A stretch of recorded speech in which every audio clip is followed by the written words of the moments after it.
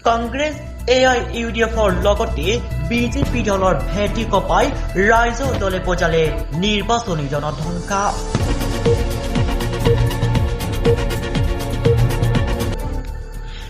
আগন্তুক বিধানসভা নিৰ্বাচনৰ প্ৰতি লক্ষ্য ৰাখি গোৱালপাৰা পূব বিধানসভা সমষ্টিৰ আহ্বায়ক সমিতি গঠন কৰাৰ উদ্দেশ্যে আজি কদালধুৱাত ৰাইজৰ দলৰ এখন বিশাল জনসভাৰ আয়োজন কৰা হয়। উক্ত সভাত উপস্থিত থাকে ৰাইজৰ দলৰ মুখ্য আহ্বায়ক ভাস্কুদ্দিন শইকীয়া, গোৱালপাৰা জিলাৰ মুখ্য আহ্বায়ক আমিনুল হক, মুস্তাকিমুল হক। সভাখনত গোৱালপাৰা পূব সমষ্টিৰ প্ৰায় 500 শতাধিক ৰাইজ উপস্থিত থাকে। চাওঁ আহক আমাৰ এক বিশেষ প্ৰতিবেদন। আমি সভাই দেখা পাইছো আৰু ৰাইজৰ মাজত আহি গম পাইছো যে পূব গোৱালপাৰা সমষ্টিবাসী ৰাইজৰ দীৰ্ঘদিনীয়া যিবিলাক সমস্যা আছিলে, ভূমিৰ অধিকাৰ, বানগৰাখনীয়া সমস্যা, এই সমস্যাবিলাক সমস্যা হৈ আছে বিজেপি চৰকাৰৰ দিনত।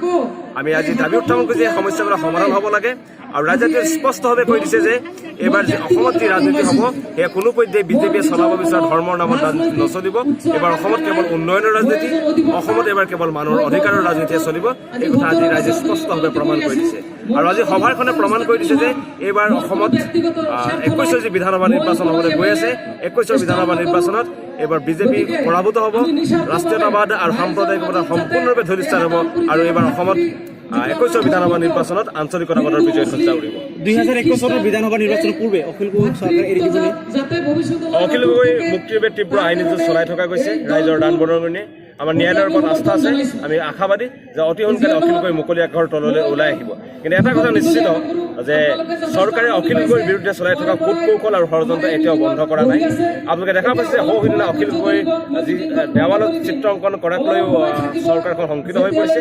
কিন্তু আমি চৰকাৰক প্ৰতি স্পষ্টভাৱে জনাই দিব বিচাৰিছো যে অখিল গগৈৰ বিৰুদ্ধে যদি চলাই থকা ষড়যন্ত্ৰ তেখেতসকলে বন্ধ নকৰে তেন্তে তাৰ পৰিণাম অতি ভীষণ হ'ব আৰু 21ৰ বিধানসভা নিৰ্বাচনত অখিল গগৈৰ মুক্তিও নিৰ্বাচনী এটা বিষয় কৰি তোলা হ'ব। গঠন কৰিলে মুখ্যমন্ত্ৰী কোনৰ পৰা এই সম্পৰ্কে এতিয়ালৈকে কোনো সিদ্ধান্ত হোৱা নাই। পৰৱৰ্তী সময়ত এই সম্পৰ্কে সিদ্ধান্ত হ'ব।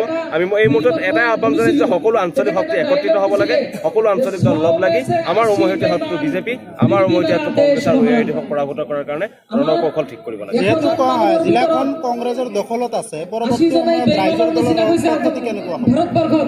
আমি ৰাজ্য দলৰ অতি লক্ষ্য মানি লৈছো যে প্ৰতিখন গাঁৱত আমাৰ সংগঠনৰ ভেটি মজবুত কৰি তোলা আৰু পৰৱৰ্তী সময়ত আমি গোৱালপাৰা জিলাৰ গোটেইকেইটা সমষ্টিক লৈ কেনেকুৱা ধৰণৰ ৰণকৌশল হ'ব, আমাৰ সমষ্টি সমিতিবিলাক গঠন হৈ যোৱাৰ পিছত, পঞ্চায়ত সমিতিবিলাক গঠন হোৱাৰ পিছত আমি ৰণকৌশল পৰৱৰ্তী সময়ত ঠিক কৰিম। নৱেম্বৰ মাহত ৰাজ্য দলৰ সৈতে জাতীয় পৰিষদৰ লগত দেখা পাইছিল, কিন্তু এইবাৰ পাবনে মৃত্যুত হ'ব? আমি আশাবাদী, আমি নিশ্চিত যে আমি সকলো সোনকালে অতি সোনকালে লগ হ'ম আৰু আমাৰ অভিৱৰ্তন হৈ লওক। খুব অতি সোনকালে আমি সকলো আঞ্চলিক শক্তি একলগ হ'ম বুলি আমি আশাবাদী। Thank U.